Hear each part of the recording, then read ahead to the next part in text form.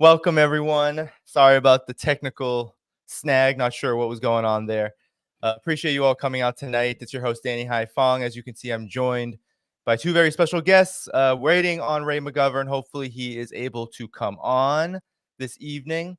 But in any event, first, I just want to introduce Larry C. Johnson. He is a first-timer on this show. I've been following his work closely on matters, especially regarding Ukraine. He is a veteran of the CIA and State Department's Office of Counterterrorism. He is also a co-founder of Berg Associates. You can find his Telegram and his Substack in the video description. We also have Scott Ritter, former UN Marine Corps officer and UN weapons inspector, and he also curates and is everywhere, but he curates ScottRitterExtra.com. Welcome, guys. Thanks for coming on to the program. Glad to be with you. Thanks for the new term, curate. Yeah. There's and that's a broad word. I feel like it's used. So you're welcome, Scott. Anyway, let's get right to it. How about we get right to it? So we are exiting year 2023. All right. And for everyone who's watching these final days, make sure you like the stream. That helps get more viewers here. But we're exiting now the year 2023. And I think it's a good time to reflect on the major geopolitical developments that have been ongoing over the past year. And of course, we have some help. We have Mr. Antony Blinken, Secretary of State. Many view him as the point person in the Biden administration, given the state of Joe Biden himself. But he had some interesting things to say, maybe some infuriating things to say in his end of the year press conference. And I just wanted to read what he had to say about Russia and Ukraine. And of course, Russia was number one in terms of his commentary, his initial opening remarks during this press conference. And what he had to say was this: we will continue to rally countries around the world to support Ukraine's freedom and independence and ensure Russian aggression remains a strategic failure. Putin has already failed to achieve his principal objective in Ukraine, erasing it from the map, subsuming it into Russia. It's been a hard year on the battlefield, but once again, Ukrainians have done what no one thought was possible. They stood toe-to-toe with the world's biggest militaries. They conceded no territory despite multiple Russian offenses, and they pushed Russia's navy back to the Black Sea and opened a corridor to allow their export of grain and other products to the world.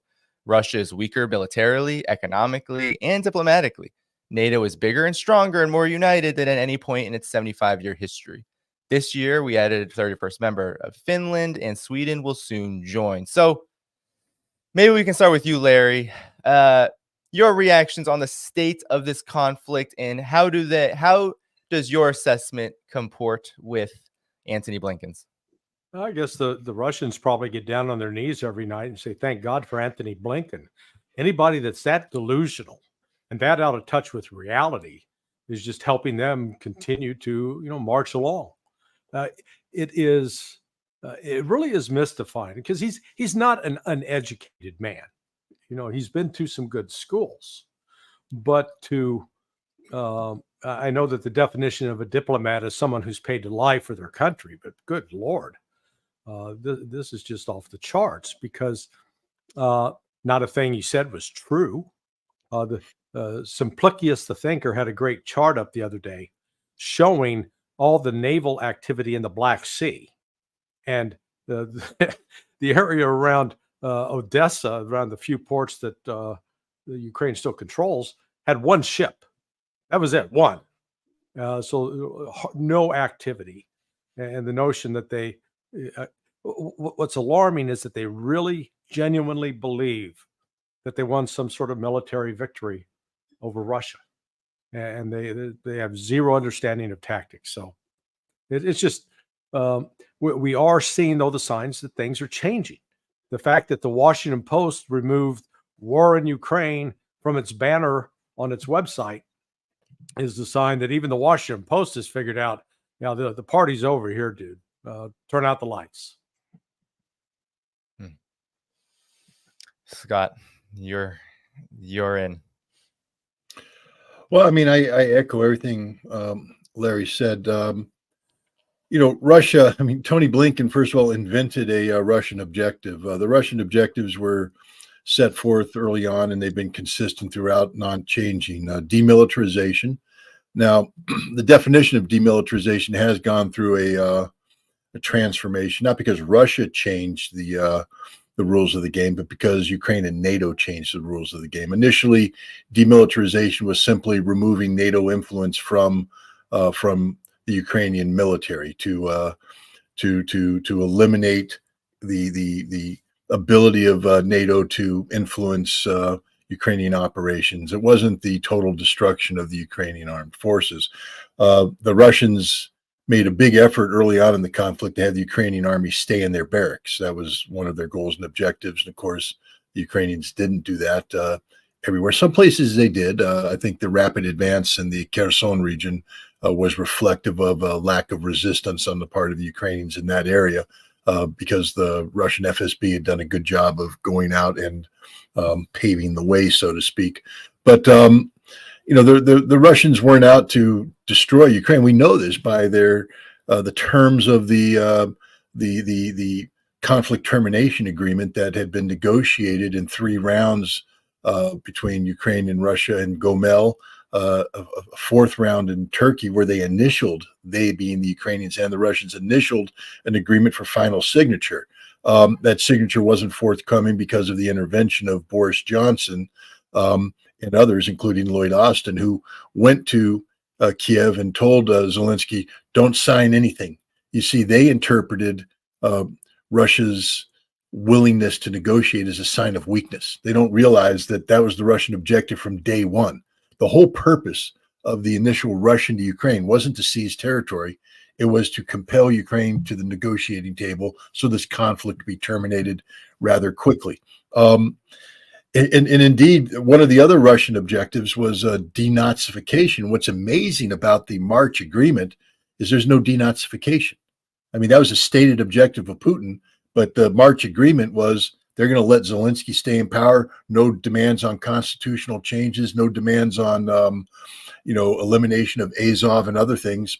The only thing Russia, did say is you can't be a member of NATO and you have to basically be neutral in perpetuity. But Russia was very open to discuss, security guarantees. Russia was open. First of all, Russia said, we're going to return all the territory that we took. Literally, we're going to give it back. We have no desire to, what did Blinken say, subsume, Ukrainian territory. They did say that Crimea is theirs forever, but that was 2014, totally separate issue. They're never going to give any of it back, but Crimea was always Russian, never going to be Ukrainian. The Donbass, what's interesting is that the Russians said that while they won't, they can't give it back to Ukraine because the Donbass declared independence. What they said is that they will continue to be independent, but Russia will work with Ukraine to get a referendum to find out, where the citizens of Donbass want to go on that one. The Russians also said they're willing to sit down with the Ukrainians and talk about the political future of Crimea, meaning that they say, you want to make a case for Crimea? Let's do that. I mean, it's the most reasonable terms one could ever imagine. And it was turned down by the Ukrainians, who were led to believe that they could beat the Russians. And so they start the process of receiving what I called the game changer, the tens of billions of dollars worth of it. It changed the game. It made the game longer. It made the game more complicated. It required the Russians to mobilize 300,000 reserves, to expand, their military capacity. In addition to 300,000 reserves, 475,000 volunteers have signed up for the special military operation at a rate of 1,500 a day. The Ukrainians are out there, hijacking a couple hundred guys off the streets every day who don't want to go to the fight. The Russians they're just pouring in. The nation is mobilized around this, willingly so. And but the purpose was always the destruction of the Ukrainian military. In terms of their ability to influence. The more Ukraine absorbed NATO equipment, the larger the requirement for the destruction of the Ukrainian military. Today, it's 100%. The Ukrainian military will not survive this conflict. It will be 100% eliminated.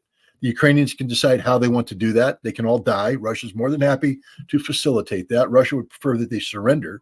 And Russia is doing everything possible to encourage surrendering. Now, they have this radio frequency that they're encouraging people. I think Volga, they call it, to have people come over and surrender. But anybody who thinks that the Ukrainians have prevailed on this battlefield don't know anything about war. The Ukrainians have been slaughtered on this battlefield. The Russians are engaged in something called flexible defense. The key aspect of flexible defense is that you don't fight and die for indefensible territory. It understands that in war, on occasion, the enemy can get tactical and sometimes even operational superiority. And when that happens, the smart military leader says, gosh, we probably should withdraw to better defensive ground over here, consolidate our lines, get some fire support in, and break it up. So they withdraw. And it's done in a pre-planned area. You go back to positions you've already decided you're going to fall back on. You have fire support coming in, and you break up the Ukrainian attacks. Ukrainians get some territory, but then they all die. Then the Russians counterattack and get the territory back. That's what's been going on. And so, Blinken is trying to lead us to believe that the Russians have made no gains. I don't know. 400,000 dead Ukrainians sounds like a lot of gains to me. Hundreds of tanks, including the Leopards. You remember the Leopard? It was that invincible German tank that was going to change the course. No, they're all burning. The Bradley, not Bradley. Oh, it's burning. The Martyr, it's burning. I mean, you can come up with all the little names they got. They're all burning. They're out of ammunition. They're out of armor. They're out of everything. They're out of people. That's why we were talking about, Hodges talking about the need to get women and old men and everything to replicate what the Germans were doing in 44. It wasn't, I saw a comment, wasn't just about the Russians, the Germans producing more tanks. It was about the mobilization of Germany in 44, the Volkssturm and all this wonderful stuff that was, led to the death of a lot of Germans that didn't need to die. And that's where the Ukrainians are right now with mobilization. I mean, where are they going to come from? The people don't want to fight. I guess there's 270,000 military-age men who fled Ukraine that the Ukrainians should try to get back in. But do you really think these guys are going to be motivated? I mean, again, war is, everybody talks about superior equipment. I always say that the equipment is nice, but what's more important is the quality of the foot and the boot. Because that's how you win wars. You don't win wars with a beautiful gleaming tank. You win wars with a guy that knows what he's doing, a guy who's physically fit, a guy who's mentally has mental capacity, who wants to be there, who's motivated to be there, who believes in the mission, who is trained to do this. Ukrainians are getting 13, 14 days basic training. That's it. If they're lucky, they can you get that at a NATO course, 14 days, and then they come back and they're given a couple weeks to learn this new equipment. Then they're thrown into the battlefield. The Russians, meanwhile, when they were mobilized, if you had recent military experience, you put through sort of a refresher course to prove that you knew how to do A, B, and C, and then you were sent in as a individual replacement. The rest of the guys were put together into units and put through months of training. Some of them have yet to be committed into combat, and they continuously be retrained. The Russians are pulling units out of the front line, sending them to a training zone to update them on tactics. Larry, you probably drone warfare. What drone warfare was when the conflict started and what it is today is two totally different things. It's a revolution in warfare, what's going on with drones right now. And if you aren't training for it, if you're not preparing for it, adapting this to your tactics and operations, you're going to die. So the Russians are doing this all the time. They're the most well-trained, they're the most combat-hardened military force in the world today. There's nothing that comes remotely close to what the Russians are. And Tony Blinken thinks that the Russians are losing. The Russians have broken the Ukrainian military. The Ukrainian military has suffered a strategic defeat. What's happening now is that Russia is starting to push steadily. The Ukrainians have admitted they can't continue the counteroffensive. They've gone back on what they call the strategic defense, but it's not a defense in depth. Who is the Ukrainian equivalent of General Alexander Romanchuk? The guy, the former deputy commander, 5th Aid Army, went to the Combined Arms Academy, was pulled out of the Combined Arms Academy after he rewrote Russian defensive doctrine, took charge of the Zaporizhia front right by the Robotyno area, and built the defense that crushed the Ukrainian counteroffensive. This is a genius in military. Who is the Ukrainian equivalent? They've all been working on the counteroffensive. Suddenly they're going to go over on the defensive. But have they thought it through? Have they prepared it? They're digging trenches. They're putting things out. It looks good. But I can guarantee you, A, they don't have the reserves necessary to do what, to make a flexible defense work. They're looking at fixed defensive lines. The Russians will break through these lines. When the Russians break through, where is the Ukrainian counterattack? They don't have anything anymore. They got no more brigades. They're not making any more brigades. They ran out of money. They ran out of tanks. They ran out of men. When the Russians break through, the Ukrainians got nothing. This war's over, but this doesn't mean that it's all over. I'll give you an example. I think everybody can concede that after the Battle of the Bulge, it was known that Germany couldn't defeat the West. I mean, after the Battle of Kursk in 1943, it was known that Germany couldn't defeat Russia. The strategic initiative had changed. What was the bloodiest month for American troops in World War II in the East, in the European zone? Was it June when they went across Normandy? No. Was it December when they fought the Battle of the Bulge? Nope. Was it in March when they were fighting Hurtgen Forest? Nope. It was April, the last month of the war. April 1945 was the bloodiest month for Americans in the Western theater. Why? The Germans were defeated, strategically defeated. It was done. There was no one. Vegas wouldn't allow any odds on Germany winning this war. That's how bad it was. And yet the Germans killed more Americans that month. Why? Because there's a lot of fight left in a dying animal. So the implication when I say that Ukraine is defeated, people go, but they're still fighting, Scott. Yeah, and they may fight for months, but it's over. They literally, the strategic initiative has gone over to Russia, and Blinken's just deluding himself when he talks about, and it's not just at the defeat of the Russian army. Vladimir Putin said something very interesting the other day. He said that Odessa is a Russian city. Now, the thing about Putin is he says he doesn't waste words. Vladimir Putin's not a guy that go out and say things. He's not an American politician trying to impress people. When he speaks, his words have meaning, and he says nothing lightly. So when Vladimir Putin comes out and says, no, Odessa's a Russian city, guess what, ladies and gentlemen? Odessa's going to be a Russian city. That means this war ain't over till Russia takes Odessa, seals off the Black Sea coast. Now, why would Russia want to do this? Oh, maybe because Great Britain and the United States helped Ukraine turn the Odessa area into a platform to threaten the Russian fleet in Sevastopol and make Crimea, to make things untenable in Crimea. Russia will never allow, ever again, Ukraine to be used in that fashion.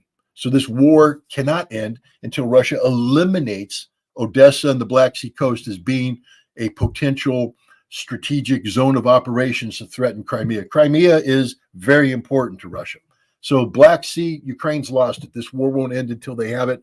I spoke to a senior Russian who says he thinks that that offensive may begin sometime in the May-June time period. Now, why that long? Well, I don't know, because if you're going to take Odessa, you got to take Mykolaiv. If you're going to take Mykolaiv, you got to take Dnipropetrovsk. If you take Dnipropetrovsk, you got to secure Kharkov. And so now we just identified what the Russians are going to do. Kharkov, Dnipropetrovsk, Mykolaiv, Odessa. Secure Donetsk, recapture Kherson. You get the right bank of Kherson as you come down through Mykolaiv. You secure Zaporizhia. Ukraine's going to have to lose another 20-25% of its territory by the time this is done. Not because Russia started out that. As I said, Russia had no intention of doing this. This is what NATO caused. This is what happens when you give Ukraine $220 billion worth of military equipment and financial assistance to take on the Russians. When you do that, you sacrificed Ukraine. Ukraine is a strategically defeated nation. We're looking at not just military disaster, and a political disaster. Zelensky is going down the drain. There's talk right now. I mean, you see an open break. And again, Larry, you I'm sure you were involved in teaching foreign officers and such. What's the first thing we tell foreign officers? The importance of civilian control of the military, that there's we balance civil military relations. Well, in Ukraine, it's broken, ladies and gentlemen. Zelensky's spying on his commander in chief. Zelensky is actively, going behind Zelensky, trying to bring him down. Zelensky's getting involved in politics. This ain't going to end well. I'm loath for very specific predictions, but I am predicting that if this situation doesn't get resolved, there will be a coup sometime in January, February, and Zelensky will go the way of Nicholas Ceausescu. He will be running through a backyard someplace begging, and they're just going to gun him down and kill him because he's done. He's finished. He's delusional. The press conference he gave was, you could have taken Adolf Hitler and imagined him giving a press conference in April of 1945, moving armies around, mobilizing 500,000. None of it exists because the Russians have already kicked your butt. They're coming in, taking Berlin. Russia's kicked the Ukraine's butt. They're coming in. They're taking it. Zelensky is insane. But that's what Blinken, and again, Larry, you're 100% right. I think the Russians go to bed every night praying and that America has such geniuses like Tony Blinken, Lloyd Austin, Jake Sullivan, and Joe Biden. I mean, that quad right there is a guarantee of Russian strategic defeat, not just of Ukraine, but of NATO and also of the United States. And as an American, I don't like my country being strategically defeated. But man, we sort of earned this one. Larry, I wanted to bring you back in. You recently wrote in your Substack, Ukraine turned the lights out, the party is over. You showed the Washington Post moving the war in Ukraine to the top hand side, almost as if it's just another topic. It's no longer special. Well, they took it. They removed it so that they the removed top it image altogether. shows you. You see the banner where it says Oh, war in hold on. Ukraine? Yes. Let's look at this closely. They come down to the next one, which was the it's gone. Okay. They took it out. So Well, when the Washington Post is saying, okay, we no longer need to do that, because if you click on those links anymore, the stories that are coming up are not all the happy stories, about right. fireworks and potato salad and summer picnics. Grim tidings are at hand. That let's put it in perspective. Do you know how large the active duty U.S. Army is, manpower wise? I don't expect you to know, but it's 472,000. So think about that. Zelensky's claiming he can create an army bigger than the U.S. Army in the next 6 months. That's what Scott pointed out. That's crazy talk. That's the cocaine talking. Okay, he is out of touch with reality. And what Americans are not paying attention to, particularly members of Congress, legislators, is that while Russia may have started off the special military operation at a numerical disadvantage to the U.S. military, that's no longer the case. As Scott noted earlier, the Russians have, since January 1st, have brought in an average of 41,250 new recruits every month.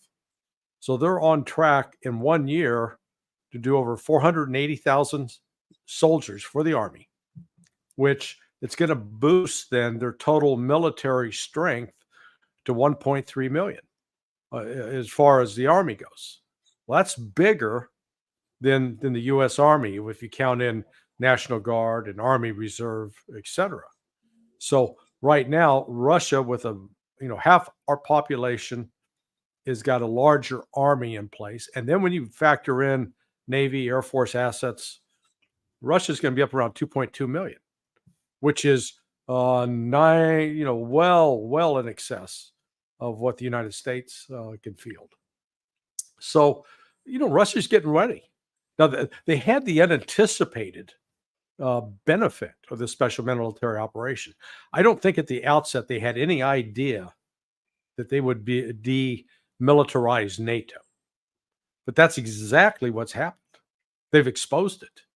And in fact, the U.S. military is in real trouble across the board, not just the Army. I discovered this week, I didn't realize it, but that in the early 90s, the United States got rid of all of its ship and submarine tenders, these supply ships that follow along behind Navy convoys, and that when a destroyer fires off all of its missiles, then that supply ship can come up alongside and pass those missiles off. The United States got rid of all those in the early 90s, thanks to Bill Clinton. And guess what? All these destroyers we've got off in the Red Sea, they've got 90. Each destroyer has about 90 missiles. They fire those. There's no more. It's not like they can call up FedEx or Amazon and say, hey, I'd like to put in an order for 1,000 Aegis missiles. Because those babies only cost $2 million a pop, and the Yemenis are shooting it off at $2,000 a drone. So, well, where did we first discover this thing? In Ukraine, where the Ukrainians can't make any shells or even enough to keep themselves supplied. And the United States all of a sudden discovered it had trashed its industrial capability. So now there is no way to supply shells, artillery shells, 155 millimeter, 152 millimeter to Ukraine. And then the law of mathematics kicks in. If Russia can fire 8 shots to every 1 shot that Ukraine does, Russia has about an 8 times greater chance of inflicting casualties. It's like, Scott used to be a boxer. So if we stood up and I say, okay, Scott, I'm going to hit you once. Then he says, okay, but I'm going to hit you 8 times. I wouldn't be standing at the end. Okay. I might not even make it past the second punch. So that's where this brings in the whole issue of casualties and manpower losses. There is no army in the world that can be hit with that kind of disadvantage and firepower like Ukraine has been pummeled, that can emerge from that with, intact, not too many dead and wounded. It's just the opposite. So, the truth is finally coming out, and all of these different newspapers are starting to report it, not just the Washington Post, the New York Times, the Economist, the Wall Street Journal, Financial Times.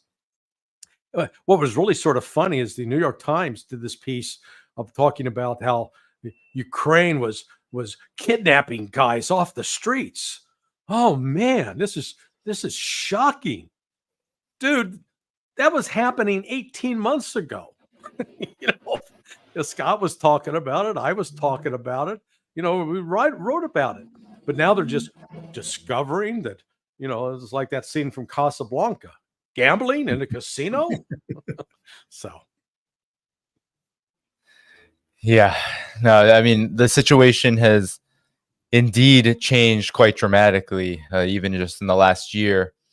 And, I know Scott gave his predictions, Larry. I don't know if you have any predictions for 2024 about where this conflict is heading, because it seems, as you all both noted, very different from how maybe Blinken and these neocon psychopaths see it in their heads, or like to portray it to be, even if they might know better in private. Though their public face is a lot different. What do you have any predictions? Well, I think the possibilities for rapid deflation are, very high.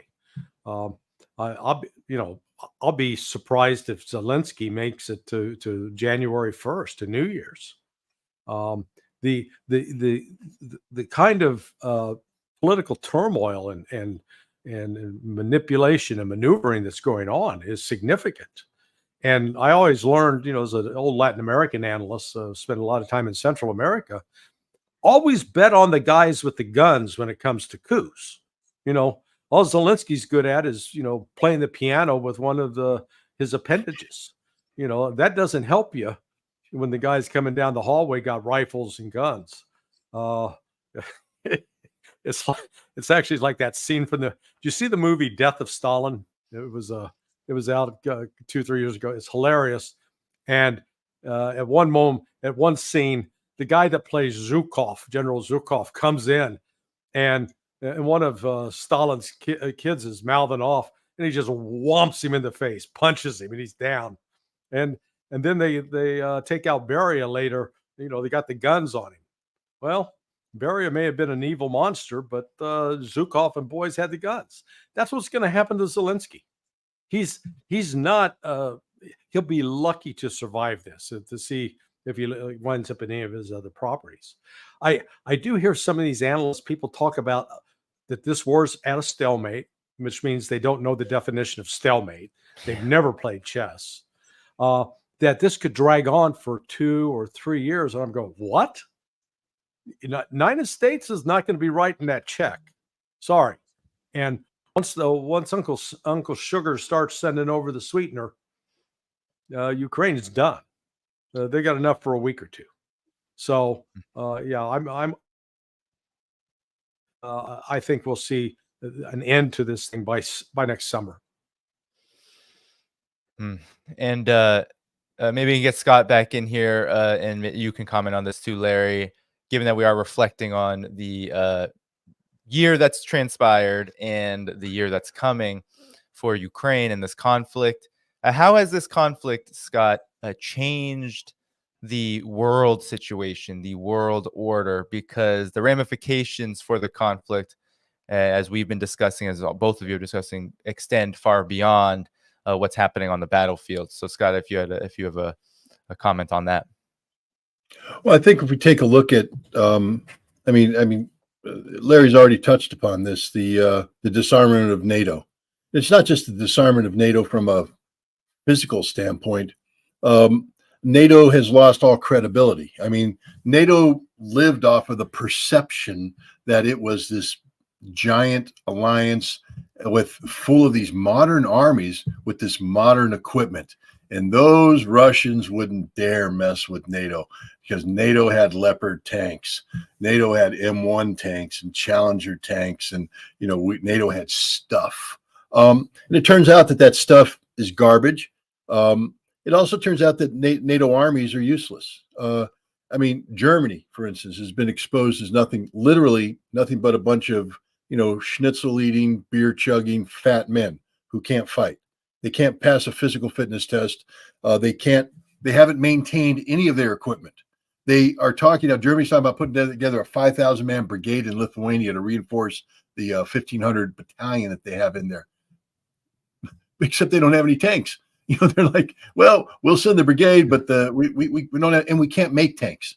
Their industrial capacity has been diminished because of sanctions, because of the whole energy thing. And, they're now paying 3 times as much for energy. Their factories are shutting down. They don't have any, forges working. They're not producing the steel, the aluminum, or anything. So they can't make the tanks they need to build this magical army that they're talking about producing. When was the last time a German soldier actually put 90 pounds on his back, force marched 25 miles, and did a military task at the end under pressure? Never. They just sit there. They're a peacetime army of men who don't want to be there. What I mean by that is they can't get a job anywhere else. The good mechanics aren't in the German army. They're working for Mercedes. They're working for Audi. They're working for somebody else. The physically fit guys are playing sports. They're not doing this. The German army isn't, it's not a patriotic service because the Germans have forgotten what it means to be patriotic. So they have a military of men who aren't good at anything. They're definitely not good at fighting. And the German army has already admitted that there's nothing that can stop the Russians from reaching the Oder River if they wanted to reach the Oder River. The good news for NATO is Russia doesn't want to do any of that. All Russia wants to do is be Russia.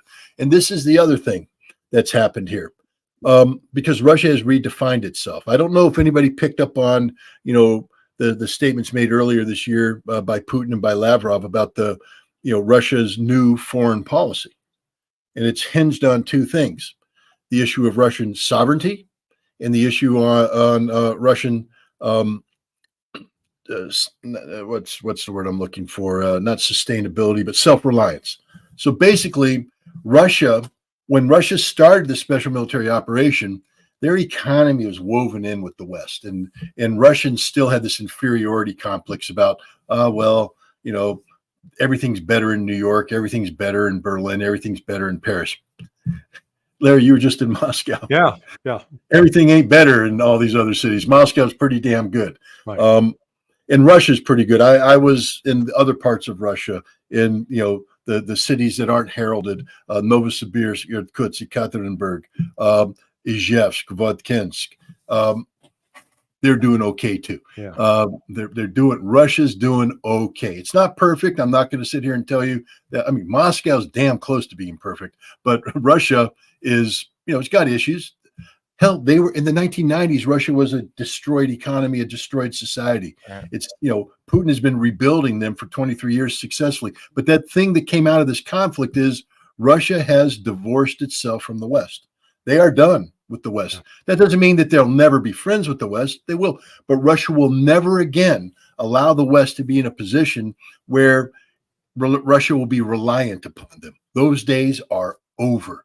This is a new Russia. This is a Russia that has said that Russia will never again be subordinated to the West culturally either. The day that the Russians go, oh, those French have better culture than us, is over. Russia's now said we are one of the major civilizations of the world, one of the major cultures of the world.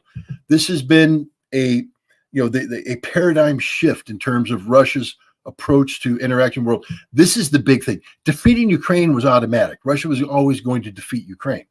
The timing of it and how that was going to happen, it could be flicks. The defeat of NATO was never intended. That's NATO's fault for jumping in.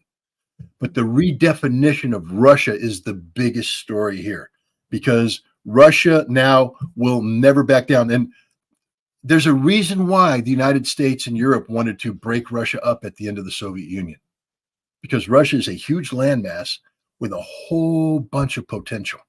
And when you combine that landmass and that potential, you create a problem that the West can't contain. So we wanted to break it up. That's over now. Russia is united. Russia is whole, and they will emerge as one of the top three powers. I mean, they are already the top three powers, but they are going to be. I remember how everybody talked about Russia's just a gas station with a nuclear weapon. Yeah, Blinken, Biden, they've all said it. Yep. McCain. Well, Russia ain't a gas station. Russia is one of the most diverse, culturally diverse, one of the most intellectually advanced, and one of the most industrially advanced. And I'll leave it at this. All the revolutions that are taking place right now on the battlefield, to give you an example, Ukrainian airplanes started dropping out of the sky where they never dropped out of the sky before. And the Ukrainians are going, what the hell happened? Well, see, Russia sat there and watched and listened. And in less than a year was able to develop a weapon that could be fired and enter into the supposed safe zone without the Ukrainians detecting it and taking out their planes. Because Russia doesn't have a defense industry that's about gouging the taxpayer. The Russian defense industry receives inputs from the field, adapts and develops and then deploys and then perfects. And the Russian weapons today are all being fine-tuned to destroy Western weapons. Meanwhile, we're still putting out crap that breaks, crap that doesn't work. We haven't refined anything. Larry, do you think the U.S. Army has developed a drone doctrine that has FPV drones at the company level, maneuvering with no. No, and if you ain't doing that, you're going to lose a lot of guys, because that's the new face of war.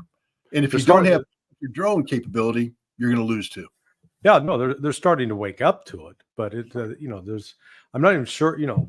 I spent 23 years scripting terrorism exercises for JSOC, and so these involved terrorist scenarios in all corners of the world, everything from nuclear to chem bio and conventional terrorism.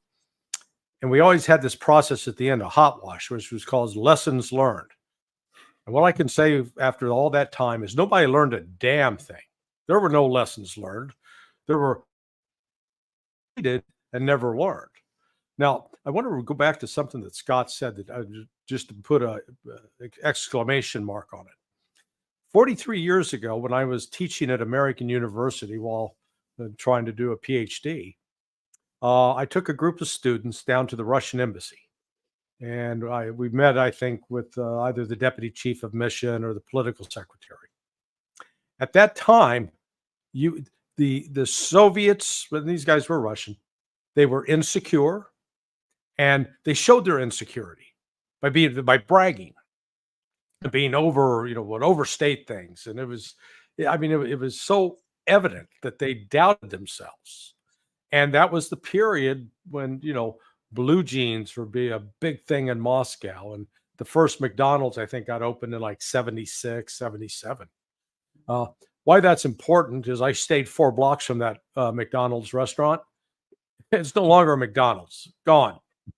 And the dealing with Russians, they dealt with someone from the foreign ministry, a very senior official. The confidence they have, the maturity they have, the calmness they have is really something that's it's enviable.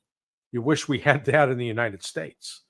And I'm not kidding when I say that the United States is in the process of recreating itself into the Soviet Union, the old one, while Russia is in the process of making itself into sort of the powerhouse that the United States was in the 1950s, because they're excelling across the board. And I think the one temptation Russia will have to avoid is what has helped destroy America. That as long as you go outside and keep getting involved in foreign conflicts, keep butting your nose into the affairs of other countries, keep spending all of your taxpayer dollars on these foreign wars, you bankrupt your country in the process. And as Scott correctly noted, you go to Moscow and everything's up to date. It's beautiful. They don't have, like in San Francisco, you can get an app which shows you where all the human beings have defecated on the sidewalks. They don't have poop mats in Moscow. The streets are clean. It's big snow. People are out shoveling snow, and they got machines that work it and you get it picked up. So, like Scott said, it's not a perfect place, but they've at least spent their money on making Russia great again. And that's, that it really has happened there. And what's so frustrating is in the United States, any politician, any political leader that tries to speak positively about Russia and why we should be friends with them is attacked, vilified, accused of being some sort of puppet of Putin. And what I'm afraid of is it's going to take us getting a bloody nose knocked on our ass before we may wake up and say, maybe we need to talk to the Russians. Yeah. And it certainly is a new McCarthyism, so to speak, era here in the United States. And I wanted to get maybe your final comments before we move on to another topic on when I asked about the global ramifications of the Ukraine conflict. One of the things that's been going on is Zelensky's last presser, the one that you referenced, that you both referenced. He sounded quite down about NATO membership.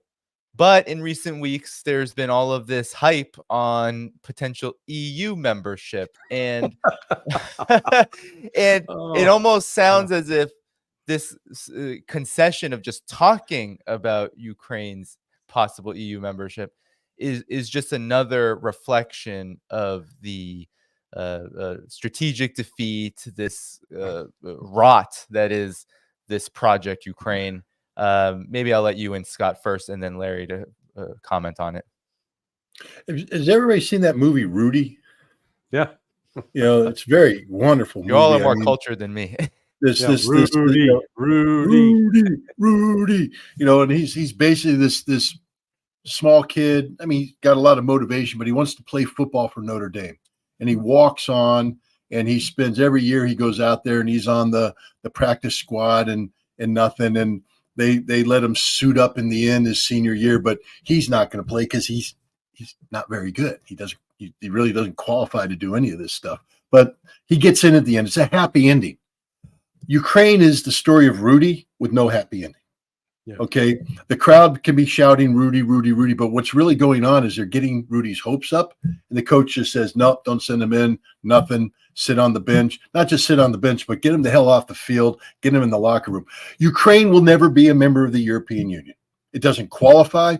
Nobody in Europe really wants it to be. This is one of these stupid political ploys that's put out there. And I don't know why the Ukrainians and the Georgians, because the Georgians have been given the same thing. You can be a member of the EU. No, you can't, Georgia.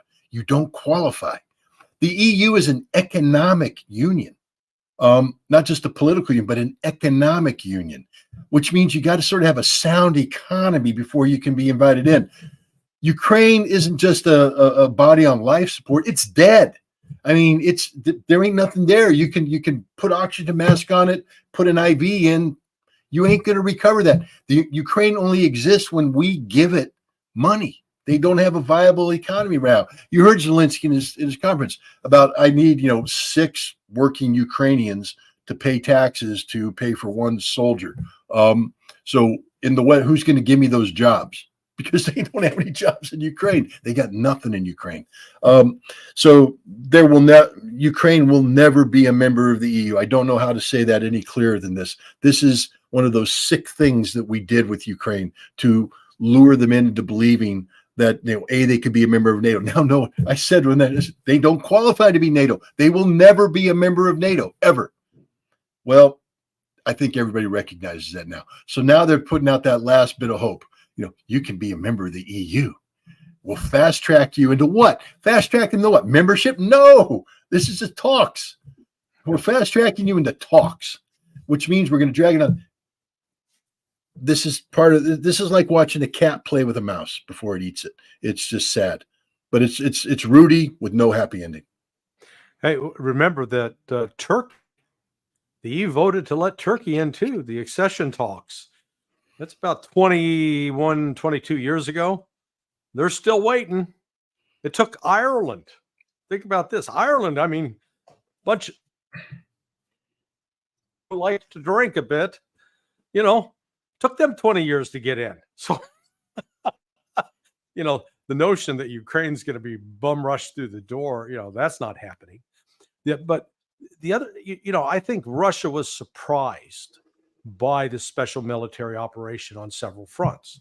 One, the weakening and potential destruction of NATO is one, but then it really gave the impetus for BRICS and the rise of Brazil, Russia, India, China, South Africa, creating an alternative economic system outside of the U.S. dollar denominated reserve system. And we're seeing, this week, the United States thinks it's being cute that, we're going to pass a law and we're going to take that $300 billion that we stole from Russia. We're going to give it to Ukraine. Boy, that'll be a game changer for them. Yeah, it might mean that, Zelensky can buy more cocaine. Okay. But apart from that it's the message it sends to the rest of the world is, if we do business in U.S. dollars, this United States can take our money anytime they want. And there's nothing we can do about it. So why would we want to get ourselves hooked into that kind of system when we can join BRICS and deal in our own currency?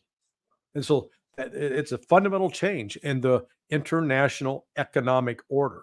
The New World Order created in the wake of World War II, with the International Monetary Fund, the Bretton Woods Agreement, the World Bank, the United Nations, all of that's coming apart. And the traditional U.S. leadership in that is crumbling. It's being dramatically eroded. And that's one of the things I think Russia awakened, it awoke to. It realized, as Scott said earlier, we don't need these guys. We're our own person. We can do our own thing. Now, if to that point, if we want to have a relationship with them, we'll do that. But, there's sort of like this spouse in an abusive relationship that's realized, hey, I can get away from the wife beater and I don't have to put up with that crap anymore. Yeah. Yes, indeed. I mean, the world has changed quite dramatically since February 2022, but even in the last year. Larry, you were just in Russia. I know, Scott, you've been. We're talking about economic growth in Russia despite these sanctions. I mean, the massive number of sanctions. 2023 seems to be the year where it has become very clear. If it wasn't clear in 2022, it is very clear in 2023 that everything 3.5% growth right now in Russia. Growth. It's incredible. I have a video. I have a video from a friend of mine who was at the St. Petersburg Economic Forum earlier this summer, and he was walking around, and he just sends this video, and he's showing all the pavilions and everything, and then he just turns and he goes, "Thank you, Joe Biden," because I mean, it's the greatest success that out there.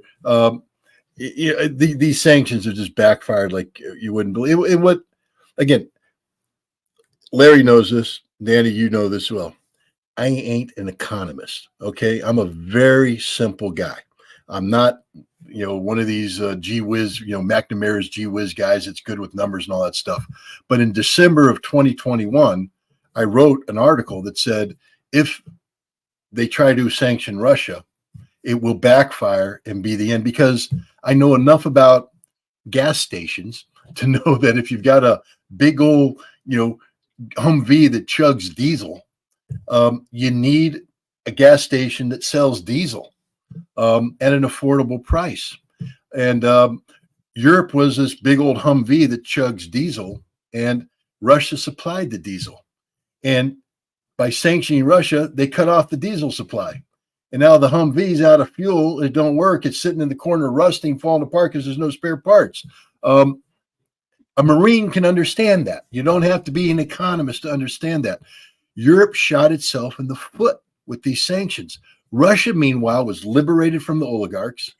All the money the oligarchs were taking out of Russia now stays in Russia, reinvested in Russia.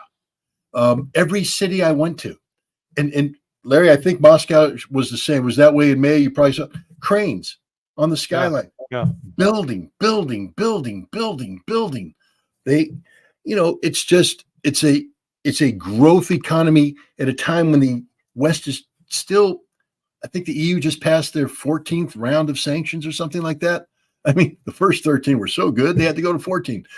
It's ridiculous. Well, the book that needs to be written it'll be a short book where economic sanctions worked. Yeah, I would challenge anybody to cite me a single example in history where a country imposed economics, in particular economic sanctions on another country, and it compelled that country to both either change its policies or change its political leadership, or both. Yeah. Not a single. I mean, the United States keeps trying it over and over and over. And what happens? Cuba? Iran? Russia now. Iraq looks strong right now. Venezuela looks strong, and it's not a strong country normally, but it is. It doesn't look like it's changing. Syria too. Yeah. So I was never asked to write this when I was at CIA, but somebody said, "Hey, give us an assessment. Can sanctions work?" And I said it would be a pretty brief, succinct paper. No, they don't. Don't do it. Find something else. Well, sanctions is it's not a policy. It's the lack of policy. Yeah. When we impose sanctions, what we're saying is we don't know what to do, and so we're going to punt. We're going to put sanctions in place to buy time, to look like we're doing something while we do nothing. Meanwhile, all we do is end up isolating ourselves further. Our strength came from the fact that we dominated the global economic system. And the only way you continue to dominate is by having people buy into it, Right. and then they buy into it. Now you can, and if you're smart, you manipulate on the sidelines. You don't do the big thing because you want them to continue to buy into it. You want them to keep coming. You want them to keep signing up, get more subscribers, but manipulate on the sideline, control indirectly. And if you're clever, you own the whole world. No, well, see, politically, we can't do that because we have to have Marco Rubio and, Ted Cruz and all these other idiots. We're strong. We're America. Like Tony Blinken, I know we might get to China, but, we can only deal with China from a position of strength. Really? How about just dealing with China? That would be nice. But the point is, we screwed up because we sanction everybody and they end up saying, well, we don't want to play anymore. What do you think is going to happen, Larry, when they take $300 billion from Russia? Because up until now, we've had Janet Yellen and others say, we can't do that because that's illegal. And Russia's going to put, Russia will take back loans that U.S. companies were expected to be repaid. Russia will just confiscate. I mean, They got $300 billion worth of infrastructure in there. They'll just nationalize. Yeah. Oh, Yeah. So it's foolish. And it also means that nobody's ever going to want the dollar again or the euro again. Yeah. Which is happening right now. That's what the whole impetus behind de-dollarization isn't that the dollar is a weak currency. Actually, the dollar on the international trade is a very strong currency. Look at it. When you trade in the dollar, you don't have any of this messy currency exchange rates and this complication. Things happen smoothly because everybody's using the same currency. How stupid were we to end that system? What we've done now, though, is make the dollar a suicide pill, because now, SWIFT, I can't do, I'm a sovereign nation. I want to do something, but I can't now because my dollars touch or a dollar I use touched the banking system. So now the U.S. government can come and tell me what to do. I mean, the arrogance of the Congress to say, if you touch a dollar, we own you. And then we say we want everybody to have their fiscal, their reserves in dollars and euros, again, because of the ease of commerce. And we put them in banks so that things are convenient, things are fast, the transactions, and then we seize them. And people are going to go, well, I know it's inconvenient for me to trade with renmin and rupees, but ain't nobody going to be seizing my money. America has basically navigated itself out of a winning position. We were controlling the world because we had a system in place that enabled us to control the world with very little effort. And we've thrown that away because of sanctions, this arrogance, etc. And the world will never go. BRICS was a Division III football team a couple years ago. They weren't very, it was like BRICS, the potential of BRICS. Maybe someday they'll grow up. Bam, instant adulthood. Not because BRICS suddenly, blossomed, because America became such a bad option that everybody went, got anything else out there? BRICS. And look, BRICS had to grow up quick. The South Africa summit they had, that was called rapid adulthood, where they had to come in. They talked about expanding. Russia's taking over BRICS on January 24th. They're going to expand and even expand more. They're off to the races now. Good job, America. Good job, Tony Blinken. Well, one other thing on this, that America really is like poked one of its eyes out when it pushed Russia off SWIFT. Because why is that? Well, if you're transacting in dollars, any transaction in dollars going through SWIFT is going through the United States electronically, which means that NSA can pick that up and monitor every single transaction. So now what we've done is, we're not going to look any. We just poked our eyes out, so Russia can go do, if it was engaged with some skullduggery with its money, we're not going to see it now. And I mean, that's another self-inflicted wound. It just shows how stupid and short-sighted these people are. They just they want to do things to build on what Larry just said. Tankers, old tankers. Russia's built this ghost fleet. I have to laugh about this because if you remember the arrogance, we're going to put a cap on Russian oil. Yeah. Really? Oh, they're doubling down on that supposedly. Yeah, that's we're going to deny Russia insurance. Really? And you don't think Russia has a plan? So Russia went out and bought all the old tankers in the world, and they filled them up with oil. And now we don't know, because they bought them not with dollars. They bought them on a market that we don't control anymore. We have no clue how many tankers Russia has and is operating. We have no idea what's going on. All these people that used to run the world oil thing and, I can predict the price. You can't. Because they don't know what Russia's doing. They have no clue what Russia's doing, because half of what Russia's doing right now is being reported in channels that the NSA isn't collecting on anymore, because we've allowed Russia to unplug from the known knowables. So we are, this is my frustration with people who are supposed to be experts in the energy security business. They haven't a clue about Russia. They don't know anything about Russia. They claim they don't need to know anything about Russia. They don't want to know. And this is why Russia's running circles around us, because Russia knows everything about us. Russia is very knowledgeable about who we are and what we are. That's why Russia's so patient. Do you see any panic from Russia? Larry, did you see any panic? No panic. All very There's calm. nothing but panic in Washington, D.C.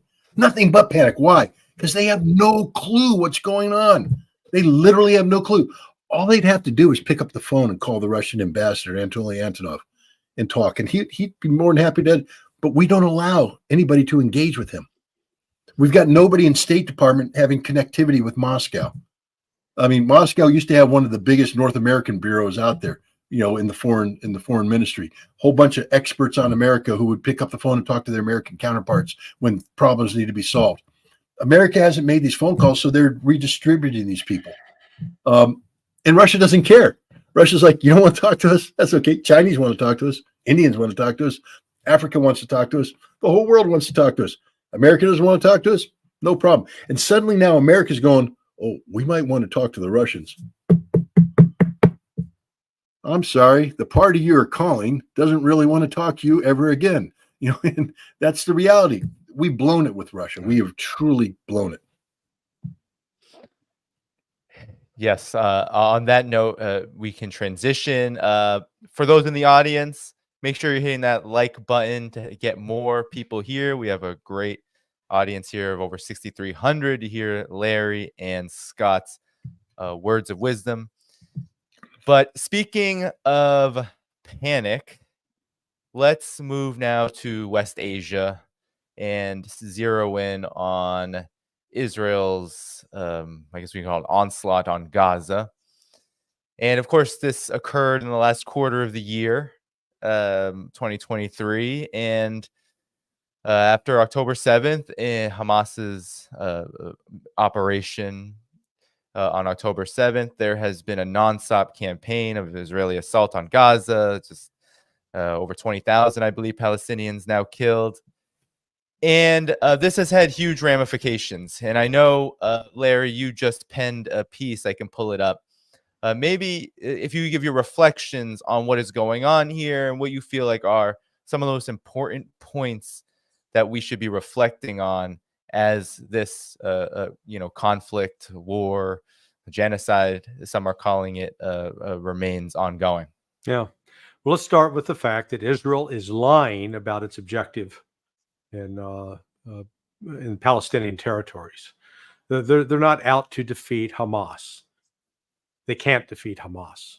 What they're out to do is to expunge all Palestinians from territory they currently operate, that they live on. They want it's a form of genocide. It's a form of extermination. The piece I wrote that you're showing right now, revisiting the October 7th Hamas attack, and Scott early on was right on top of this, pointing out that even though the Israeli propaganda machine kicked into overdrive almost immediately to portray this as some sort of blind rage attack by Hamas, that all they wanted to do was rape and kill and commit all sorts of heinous crimes, the reality was it was actually a pretty professional military operation on their part. Their one goal was to attack military targets and kill Israeli military personnel, which they did. They knocked out 72 of the Golani Brigade, which is, at least a highly respected unit, or was. And then object number 2, capture as many civilians as possible. That's why all those cars that were mangled, burned messes that are stacked up in a junkyard look like they do, because Hamas had potential captives and hostages in them, and the Israeli Air Force blew those up, destroyed those. And then the news that's coming out every day, more news about the fact that it was the Israeli military killing civilians on October 7th. It was not Hamas. Hamas was not deliberately targeting and killing civilians. That was the Israeli occupation force. They were doing that. And it's not coming from Hamas people saying that. It's coming from Israelis who were there and who witnessed it.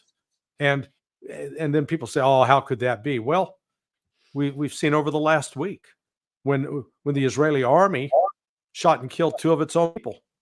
or 3 of its own people who had been hostages who got away.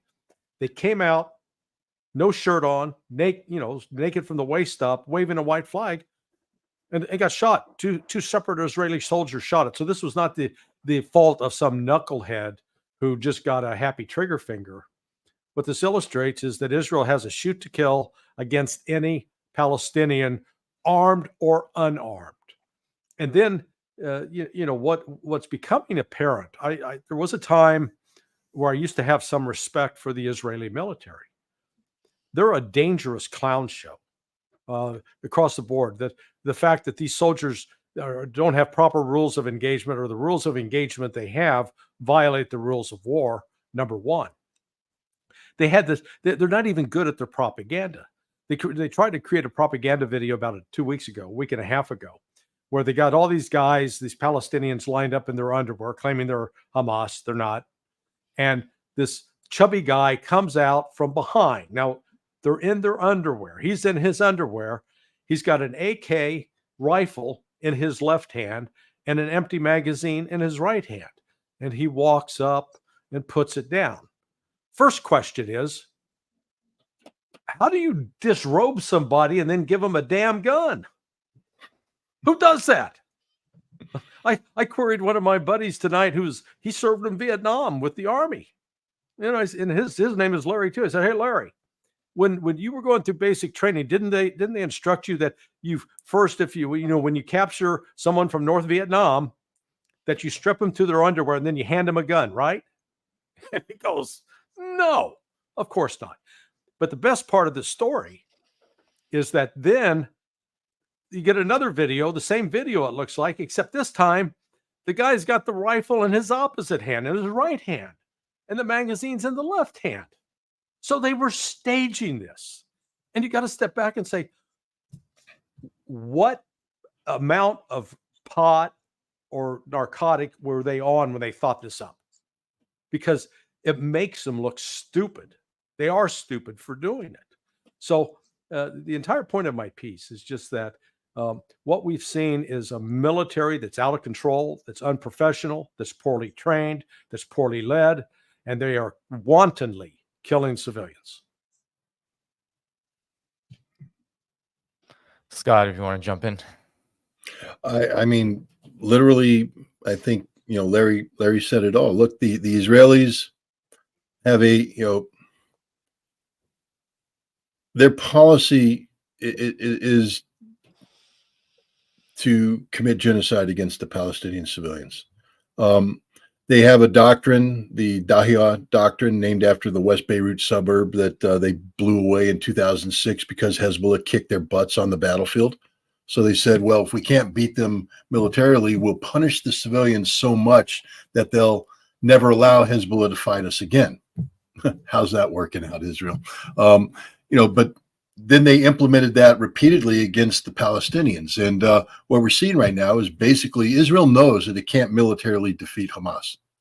I mean, I'm not on the battlefield, but I can just tell you that common sense dictates that when an opponent that is well prepared as Hamas was, and Larry pointed out, this attack on October 7th was one of the finest military raids conducted in modern history. The intelligence in preparation, the training, the tactics of Hamas were, impeccable. They had fantastic intelligence. They knew what they wanted to do. They know who they wanted to do it to, where they needed to go. They knew the timings, and they executed it. Then they came back. The reason why they took all those people hostage was to create bait. And then you create so that Israel now has to come into your battlefield. Now, if you took all the time and effort to plan this October 7th event, do you think that, and you were trying to lure Israel in, do you think maybe that you had prepared this trap, that you were anticipating what Israel could do? Of course they did. They knew that Israel was going to bomb the living crap out of the above ground. That's okay from Hamas perspective, because A, you create cities of rubble that now make it impossible for Israel to operate effectively. They should have learned that from, say, Stalingrad or, Monte Cassino. But below ground, you have 500 kilometers of tunnels that aren't just haphazard. These tunnels have been thought out in advance. Majority of these tunnels don't terminate on the surface. If you take a look at the Hezbollah videos, when their guys are emerging, you'll see that they've had to open up a thing and clear out about 6 to 8 feet of earth to get out of the tunnel.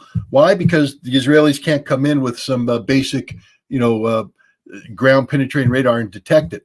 And what happens here when Israel clears out their berm area where their guys are sitting in the middle resting with alleged security around? Hamas pops up right in the middle of it. Okay, thank you very much. Bap, bap, bap, bap, bap. Back down. Then they blow the tunnel so that it doesn't connect with anything. Hamas has prepared this battlefield for a decade. They know exactly what to do. There's no way this Israeli conscript force. Larry, what's the average age of an American Marine major? Probably 32. Yeah, not 23 though. Right. Yeah. Okay, yeah. So you got these Israeli majors, field grade officers, 23. What's the average age of, say, I don't know, a staff sergeant? Yeah, about 28, 29. But not 19. Yeah. Okay, so what we got to understand is you have this army, this Israeli conscript army, that is putting people in command positions. Look, when I was a captain, I was a pretty good Marine. I'm not bragging, but I was okay. I was all right. But I have to tell you, every time somebody hit me with a problem, I went, Staff Sergeant, Gunny, come in here and educate the captain, please. And the only reason why I was really good is I had really good staff NCOs who backed me up, who kept me doing the right thing, who didn't hesitate to come in and say, Skipper, you don't want to do that. No, why not? Well, yeah, you're right. I don't want to do that. And things work. Now imagine a 19-year-old sergeant. A 19-year-old sergeant. That means he was conscripted at 18. He's gone through a year of training, and now he's a sergeant. And he's going to be advising his 23-year-old major about what? All the experience he has, all the extensive combat. The Israeli army is a joke. It is a literal joke. They're good at beating up 10-year-old boys. They're good at raping girls. They're good at murdering women, and that's all they're good at. They're not good at fighting. They're really not good at fighting. Russians who fought in Mariupol, fought in Bakhmut, are looking at the tactics that the Israelis are using in Gaza and saying they'd all die. If you took those Israelis and put them in Bakhmut or Mariupol, they'd all die. Now, I know that they're not fighting, a large conventional army, but their tactics suck. They suck. And it's not just that they're bad soldiers. They're bad people. Now we come to what Larry talked about. The murder of those 3 Israelis proves that the Israeli army has shoot to kill orders. And you know what's interesting about that? It's a war crime, a literal war crime. You're not allowed to do this, but they do it. They have a doctrine called the gospel, or not a doctrine, but a plan called the gospel plan, the Hasbara plan. It's AI generated. They've broken Gaza down into, target packages determined by a computer that says when you drop a bomb on here, this is how many civilians you kill. Why the hell do you need to know how many or predict how many civilians you kill? And then you drop the bomb anyways, because your whole purpose is to kill civilians. That's what the Israelis are doing right now. And here's the sickest part. Joe Biden has given them a green light to kill as many Palestinians as they can up until the end of the year. And that's what's going to happen, ladies and gentlemen. Not because Israel thinks they can defeat Hamas. They can't. They know Hamas is going to survive this conflict. What they're trying to do is terrorize the Palestinian people so much that when this is over, the Palestinian people will never let Hamas do an October 7th again. And it's going to backfire because the Palestinian people have rallied around Hamas like they've never rallied behind them before. If there was an election today in Palestine, Hamas would win across the board. 76% support right now. That's amazing. You can't destroy them militarily. Politically, you've empowered them, and the Palestinian people are behind them. This has backfired like you wouldn't believe on Israel. And Israel's suffering what I call a strategic defeat right now. And if they're not careful, the whole solution was always, the solution, the school book solution was always a 2-state solution. Everybody talked about 2-state solution. Oslo was premised on a 2-state solution. Well, Netanyahu has just admitted that he was never going to let that happen. He's been sabotaging it from day one. And the Israeli behavior right now, no one can ever trust Israel again. Israel has destroyed its reputation. It is a disgusting, despicable, genocidal regime that will never change. The day of Yitzhak Rabin is over. He was assassinated by a Netanyahu supporter, and Israel's fundamentally changed. I think Israel's talked itself into a one-state solution, and it ain't the one that Israel thinks it wants to have. Because I honestly believe what Israel's done is guarantee that in a decade there won't be an Israel. There'll be a Palestine. Jews will be welcome to live in there. But you'll find that when the Palestinian state is created, that many of these Zionists will flee because they don't want to live in peace with Palestinians. They are what I call the Brooklyn Jew class. And I don't mean that there's nothing anti-Semitic in that. Brooklyn Jews, that's it, class of people who feel free to fly into Israel and go to the West Bank and murder people and steal their homes and steal their land. And when confronted about it, they say, that's what we get to do. The courts back us up. The soldiers are there. These are Americans who go to Israel to murder Palestinians and steal their land. They aren't going to stay in Israel. They're going to try and come back to America. I'd like to believe that we pass laws that say you're not welcome back here. You're on your own. But it's over for Israel. I think Israel has talked itself out of existence. That's the real implication of this fight. You know, if you went back to October 5th and you had done a survey of the Arab Muslim countries in the Middle East, you'd find that Hamas was not very popular in Egypt. Hamas was not popular, not much support in Saudi Arabia at all. Ditto for Jordan and for Turkey. What Israel has done in the last 3 months is they've turned Hamas into a sympathetic figure, or at least one that the Egyptians, the Saudis, the Jordanians, and the Turks have to pay attention to. If for no other reason, just to placate the guy in the street that's really upset by what they're seeing Israel do to the Palestinian civilians. So it has actually made Hamas stronger. That's the irony of this. It's made Hamas stronger, not weaker. And, you know, Israel's got this in their mind. They think that they can always kill their way out of something. And it's like they decided, I think it wasn't Netanyahu just announced that maybe they were going to do like Munich 2. You know, in the aftermath of the Munich Olympics, they sent out hit teams to kill all the perpetrators. Well, you know, number one, it was basically a failure as a mission because they killed a waiter up in Norway who wasn't even involved, had nothing to do with it. And they didn't get them all. And when the operation was over, it didn't stop the terrorist attacks. So, I mean, the goal of using force is ultimately to stop the attack. You know, I'm a firearms trainer and I teach people, you never draw your gun and point it at someone unless your life is in imminent danger. And then if you have to point your gun and fire, but make sure you stop the threat. Once the threat's over, gun back in the holster. Well, Israel's never learned that. You know, this policy of killing civilians is it's going to cost them. You know, it's bad when a friend of mine, she's Jewish. She's a daughter of a Holocaust survivor. And I was at her house 2 nights ago. They had sort of a holiday party. And she comes up to me and whispers, she goes, I'm watching what's going on over there. And the Israelis are doing to the Palestinians what the Nazis did to my mother. You know, it's bad when you got a Jewish lady who's a Holocaust survivor who's making that comparison. Yeah. Well, if you could, and Scott, maybe I can have you come back in here, the ramifications of what Israel is doing has obviously spilled over well beyond the Gaza was called an enclave, but that part of Palestinian territory. And now there is increasing tensions around the Red Sea with Yemen's Ansar Allah getting really deep in waging a blockade that's been pretty successful to this point in response to what's happening in Gaza. But of course, there's more with Hezbollah, and there have been, I feel like there's been more and more tensions regionally. And Israel is talking about trying to get the U.S. to help them push Hezbollah back along the border.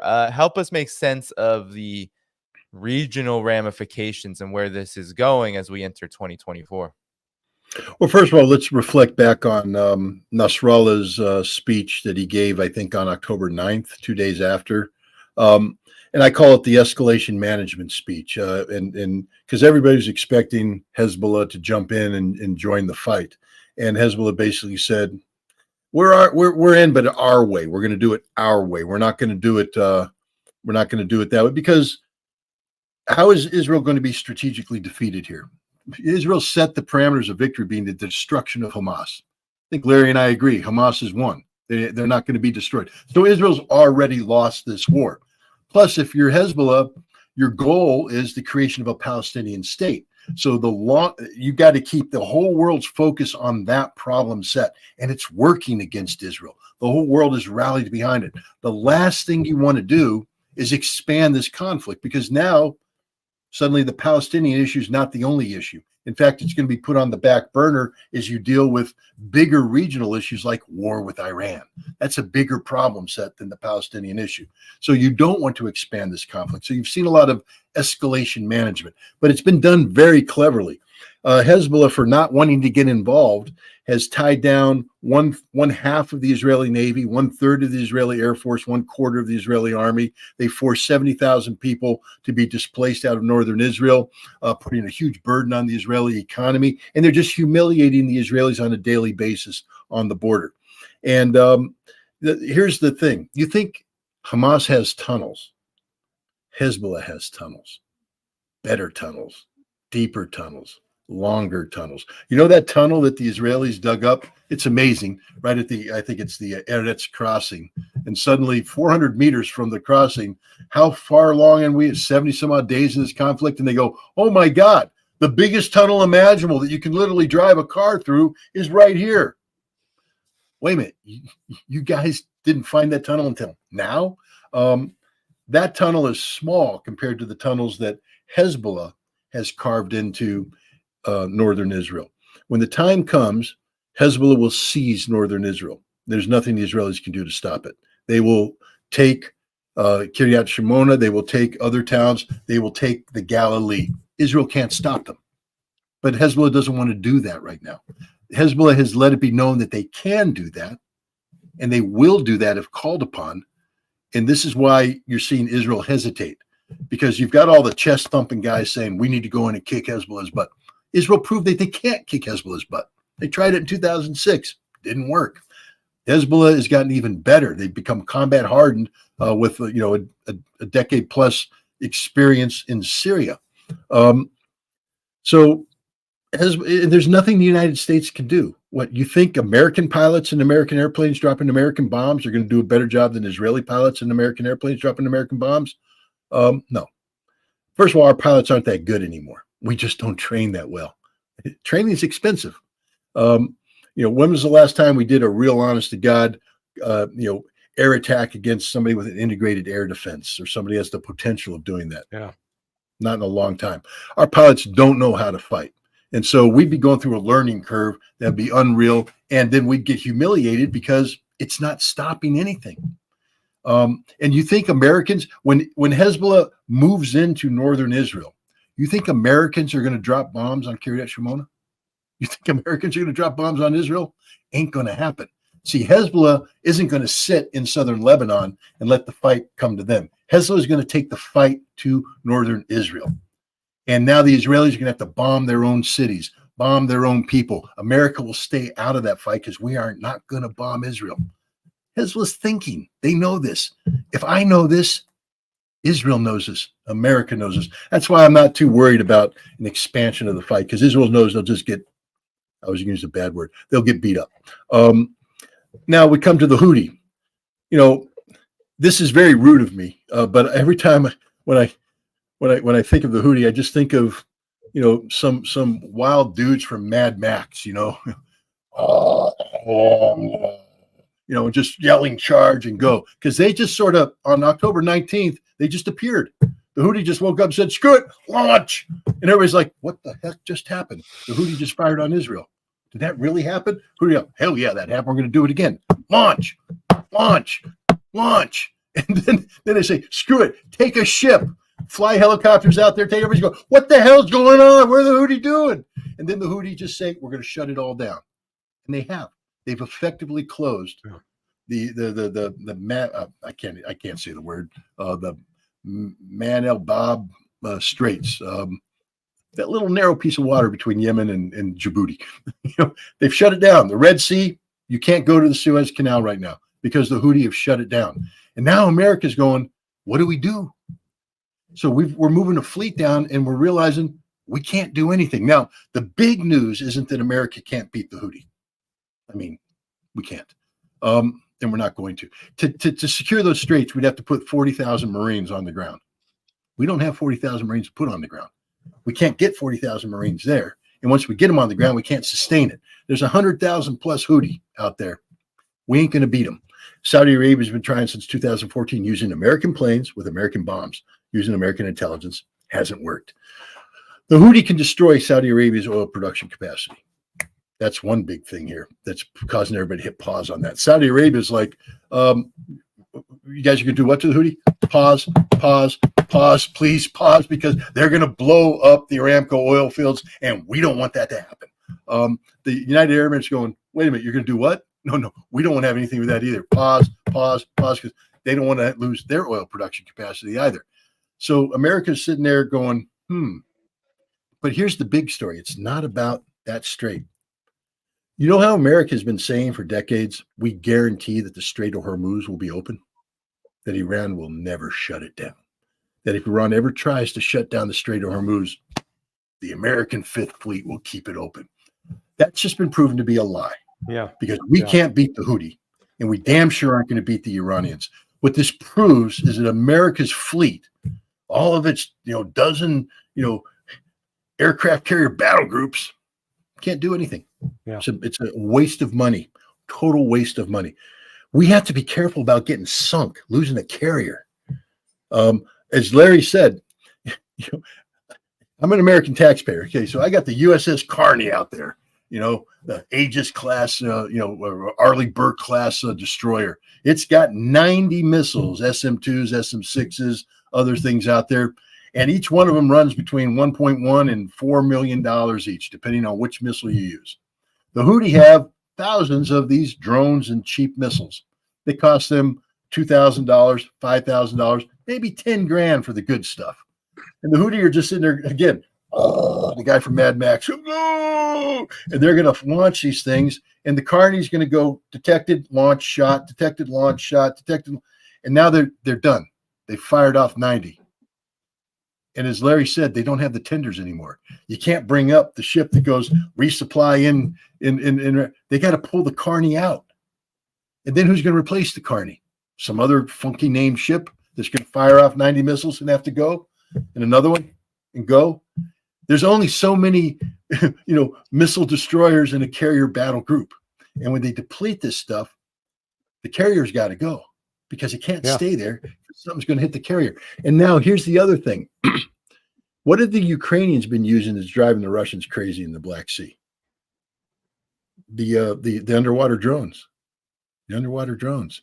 Well, Russia captured some of them. And I don't know if you saw it, Larry, but Russia just published photographs saying, we've just produced our own underwater drone.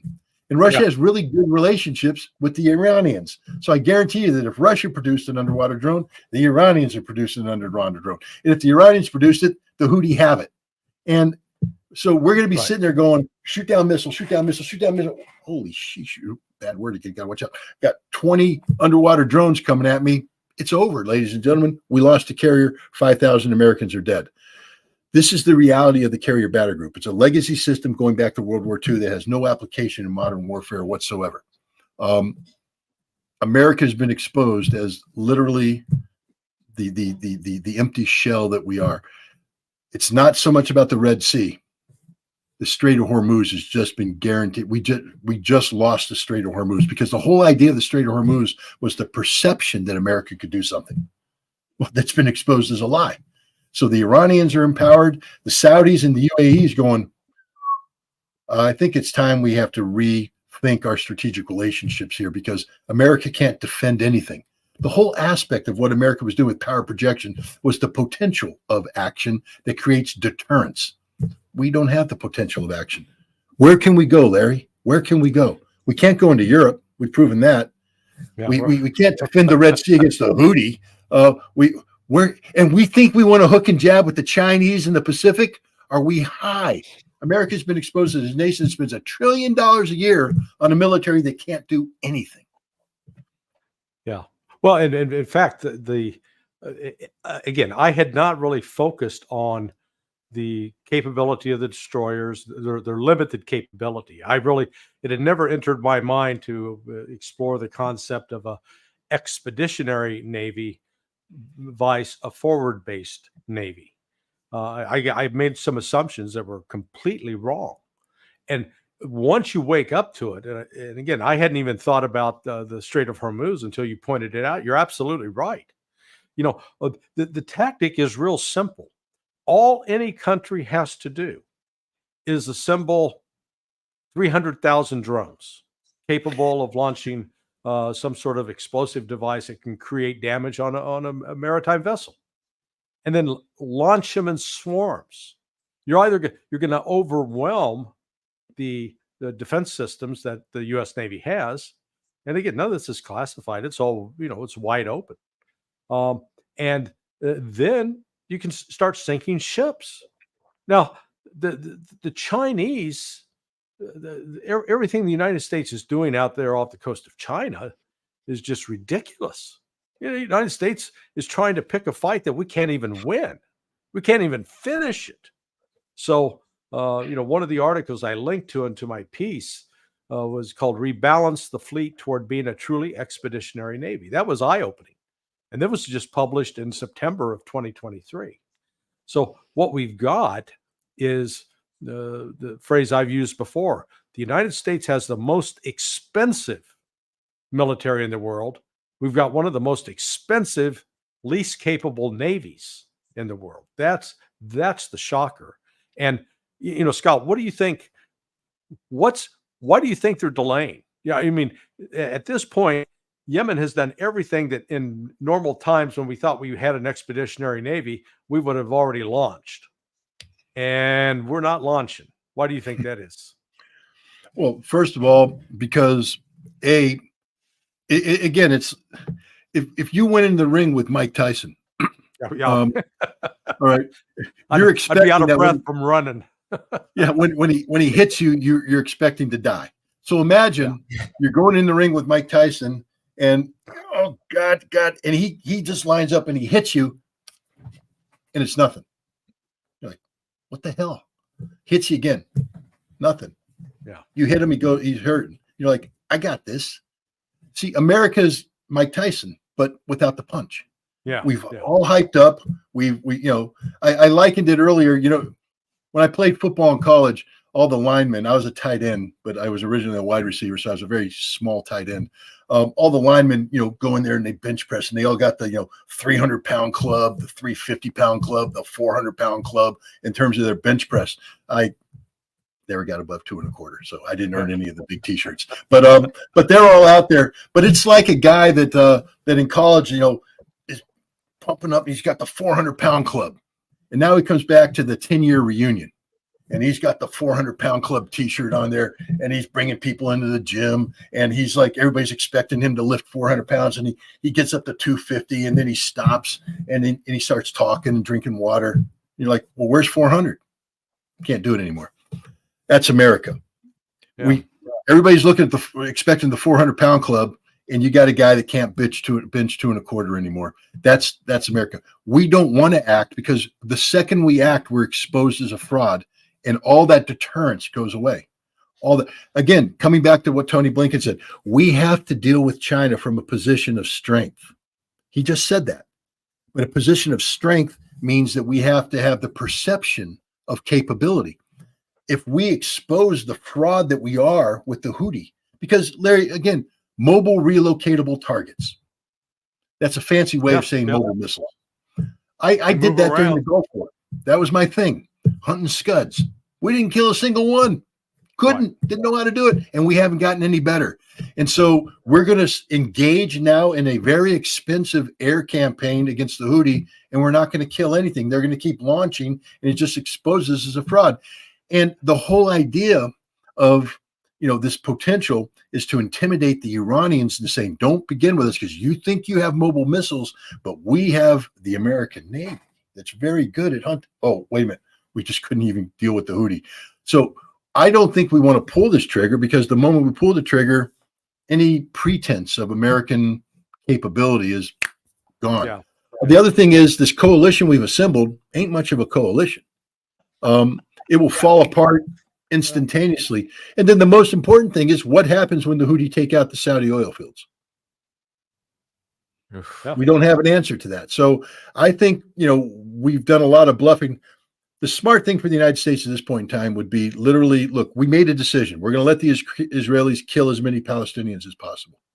So the smart thing to do is just tell Israel, suck it up for a couple of weeks, kill as many Palestinians as you want to, and then come January, you got to let the humanitarian goods, because all the Houthis say is, we'll stop the moment you let humanitarian goods come into Gaza. Mm-hmm. Stop the killing, let the humanitarian goods in, and we will open this baby up. But what we're going to do now is empower the Houthi to come up with different terms, because now the Houthi look around saying, wait a minute, we could ask for more. It's like doing one of those business negotiations, and you find out that, you low bid and you could have gone for more. The Houthi are finding out that they have more leverage than they possibly, and they're still backed by the Iranians now, who are going to be empowered. This is a game. I use that term all the time. It gets me in trouble, but it's a game-changing thing that's going on right now. Yeah, no, I agree. Well, and look, the other day, the Houthis, they shot down a Reaper drone, a $30 million ISR platform. And I'd love to know what they shot it down with, how much money they actually invested to shoot down a $30 million drone, but I'll be willing to bet it was less than $500,000, which that's a pretty good return on investment. Yeah. And, I think that has to also be weighing on the military planners' minds that as Scott noted, one, we don't have the staying power. Two, when we have to pull out, it's going to make us look weak. Three, we're not even sure we can put ISR safely up in the area to find out where they're located, so we know what we're shooting. So it's not an easy task, and these damn Houthis, boy, they just won't cooperate. They won't put together fixed military bases that we can easily target. How dare they? Don't they know about that international based rules order? They're ignoring the memo. Right.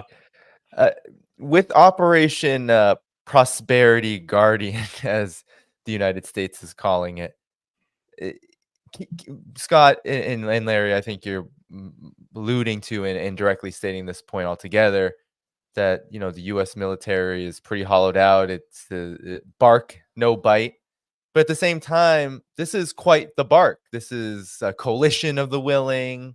Last time that happened in this particular conflict, it was a Saudi-led U.S. from the rear coalition that did wage a pretty disastrous and very just genocidal hell on Yemen. That's not happening right now. And you're saying that it's probably not, there's probably not going to be a major strike. So why then even form this coalition, and what will happen? Because can it just sit and play at war like they do in the South China Sea, for example? Is that what's going to happen? I mean, it does baffle my mind a bit that all of this trouble is being spent on something that has absolutely no bite. Well, look at what they sent. Canada's contribution, 3 staff officers. Britain, they've sent a ship that hasn't been able to get out of dry dock. And they're really worried that it's going to break down while it's out there in the Red Sea, and they're going to be spinning around in a circle, not able to do anything. This thing's a joke. It's a joke. Yeah. Again, it just come down to, I'm going to huff and I'm going to puff and I'm going to blow your house down. But we can't blow anything down, and we're huffing and puffing. And if if you're going to say you have a capability, you should be prepared to do it. You should be prepared to follow through. The United States, I think, look, politics is a funny thing too. And Biden, somebody may make the decision to initiate a bombing campaign just because we have to do something, but it will be disaster because we can't sustain it. It's very expensive to bomb. I just want people to understand that, sorting out the number of aircraft that we're going to have to sort out with sustained sorties, the fuel, the wear and tear on the aircraft, the bombs, keeping that air carrier in play, shooting down all the Houthi drones are going to be coming at them. We're going to bankrupt ourselves, and we can't keep that force in play. Hopefully, we don't lose anything, but the real thing is that we're going to find out. The Houthi will find out that we can't beat them. And then the world realizes they can't beat them. This is why I think they probably won't do it. But politics is strange. We are entering the really silly season of American politics right now. And Joe Biden's sort of in a desperate, he lost Afghanistan. He's lost Ukraine. He's losing Israel. Now you got the Houthi, which means you're going to lose Iran, which means, and China's watching this too. Basically, what we're doing in Israel is, and what we've done with Ukraine is, in a very short period of time, we've gone from the world's preeminent superpower to the laughing joke. That doesn't mean we can't kill people. Of course we can kill people. We can kill a lot of people, but we can't win. And that's the thing. We can't close the deal anymore. Yeah. Can you imagine being a Chinese intelligence analyst in February of 2022? And you were asked to assess the ability of the United States to produce and supply 155 millimeter artillery shells. I suspect that Chinese analyst, or the Russian analyst for that matter, would have projected a far greater capability with respect to what the United States could do. And that would have created some caution. And now, once they've seen with their own eyes that the United States can't do it, we can produce maybe in 1 year what Ukraine would fire in 1 month. And so all of a sudden these countries, Scott, it was a great analogy that we had built ourselves up like the great and powerful Wizard of Oz. And it turns out we're just a short little fat guy behind a curtain that a lot of the stuff we claim we can do, we can't do. And then the real sort of audacity is we've got U.S. military planners instructing the Ukrainians on how to fight a peer-to-peer war. Now, that's like going to some guy to learn how to shoot a rifle, and the guy's never shot a rifle. So you don't want to take rifle shooting instruction from somebody that's never shot a rifle. And, the reality is there's nobody in the world that's fought a peer-to-peer battle except for Russia now. And they've got ample experience doing it. And because when you read back one of the postmortems that the Washington Post did on why the counteroffensive failed, I was stunned that when they did the exercises beforehand, they did war gaming, tabletops. They left out the assumption about, well, you don't need fixed wing aircraft to provide close air support. And you don't need that rotary wing aircraft either that can also provide close air support as well as evacuate wounded for the battlefield. We'll just take those out of there. Hello? That's like saying, yeah, I'm going to go drive the car on the freeway, only I'm going to put on a blindfold, see how I do. You're going to crash. So, it's just, this is what the failure of the U.S. military across the board, it's not just one thing. It's a layered problem. Yeah. No, it is. See, we got a visitor. No, it is.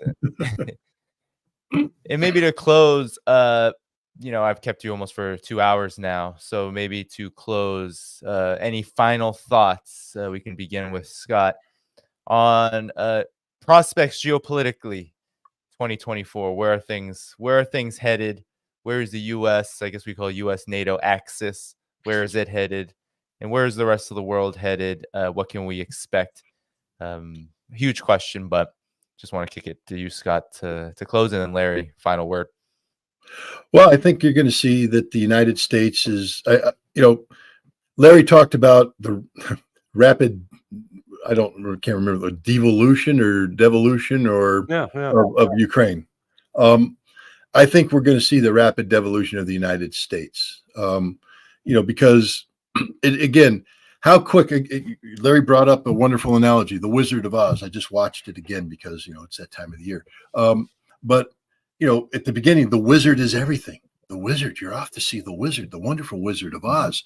And when they first see him, I'm the great and powerful wizard, and then suddenly, the devolution of the wizard. All you had to do is have Toto come in and pull the curtain back, and you realize that all of that was fake. None of it was real. Toto's done pull the curtain back. The world's seen how fake America is. I don't think we have gotten this far because we've been bad for a long time. We've been rotting from the inside, but we've gotten this far based upon reputation, and arrogance, and people have been buying into the bluff. The bluff's been called by the Houthi. The bluff's been called by everybody, Russia. So I think the world is going to go through a very rapid transition. Russia's in charge of BRICS this year. This ain't going to be passive. I mean, China had BRICS, and they were very good, but there was only a limited. At that time, you still believed in America's potential. I think America is going to not collapse, but we are going to be de-emphasized on the world stage. The world's tired of us. Israel broke our moral authority. Ukraine broke our military potential. We're going to have to redefine ourselves, and this may take decades. But in the meantime, Russia has redefined itself. China, we haven't talked about China. China is sitting there like this huge economic engine that we don't appreciate. Just like we don't appreciate the size of Russia and the potential of Russia, China's big, man. China's got a lot of capabilities. I think 2024 is going to be the year of that America devolves. Politically, I think the 2024 election is going to be an absolute disaster for American democracy, but also geopolitically, I think the world's going to realize that America just doesn't matter anymore. And I mean, the whole world's going to realize this quickly. What happens when the South Koreans and the Japanese realize that America's nothing? Suddenly all this arrogance towards North Korea is going to have to be ratcheted down. So that's what I see for 2024. I see this being the year of America's redefinition on a global stage, and it's not going to be redefined in a better way. This is going to be a very bad year for America. Yeah, I wish to offer us a more hopeful vision, but I can't. The United States has been in this self-delusion mode for it's really accelerated over the last 3 years. To hear these generals, Petraeus, Hodges, and others that have gone on air repeatedly said, "Oh yeah, Ukraine's going to punch through the Russian lines like a hot knife through butter. They're going to be at the Crimea by August. There's no way. Russia has no good army. It's having to drag its conscripts into it forcibly. They don't have good leadership. They're running out of missiles. They're running out of rockets. They're lagging by. I mean, it's one lie after another lie after another lie. And this isn't being done to deliberately spread misinformation. They believe this stuff. They really, truly believe this stuff. And it goes back to the failure to come to grips with reality. And so the reality that's facing America now is, instead of having two political parties that are pretty stable, we're going to be in the midst of a genuine chaos. You've got Robert F. Kennedy, who's going to be running as an independent. Donald Trump will probably be the Republican nominee, but there's a significant number of establishment Republican types that are going to oppose him. There's a group called No Labels. They're coming out with a candidate probably in March, that they genuinely believe that they have a legitimate path to victory. And then you've got the Democrats who are trying to dump Joe Biden as we speak and figure out how to get Gavin Newsom or maybe Michelle Obama in the big chair. So the political scene is going to be chaotic. There's nobody in control of it. What has been, I think, really what has been exposed now with Yemen is the United States is like that big Chinese balloon that flew over the United States. A lot of hot air, flying high, but turned out to be a nothing burger. And unfortunately, that's where we're at. And before we leave, before I let you guys go, do you want to just plug where they can find you, where the audience can find you? Scott, you want to go first? It's easy. ScottRitterExtra.com. One-stop shop. Go there. You can get podcasts. You can get my Substack, any other articles that I write. I'm at sonar21.com. That has all the other links. Sonar21.com. Yes, and all of those are in the video description. Well, Larry, pleasure to have you on for the first time here. Thanks for coming on, Scott. Good to be with you again. Hope you enjoy Russia again, and good to see that you got to go, Larry. Take good care, and hopefully I'll talk to you again soon. All right, guys. Merry Christmas. Happy New Year's. Yep. Yes. Happy same to you. holidays. Bye. Good night. Bye-bye. Good night, Scott. All right. So we had a great conversation there with Scott Ritter, Larry Johnson. Unfortunately, Ray McGovern was unable to join. Hopefully we hear from him soon. It was agreed that he would come on, but he was unable to come, obviously. And but we wish him the best and hope he does. Hope he's all right and hope everything is okay with him. But with all of that said, everyone, a few things. First, I want to give shout outs to all of the moderators. Let me just see where you all are. We have Desert Mantis. We have the Quantum Alchemist.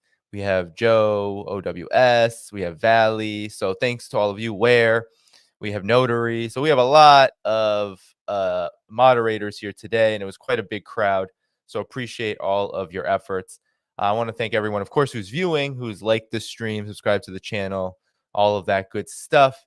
And of course, I want to shout out to all the Patreon paid members, all the Substack paid members, all the YouTube members who are in the audience. Thanks so much for supporting this work. You can do all of those good things. Subscribe to my work as a paid member in the video description, Patreon being the best place.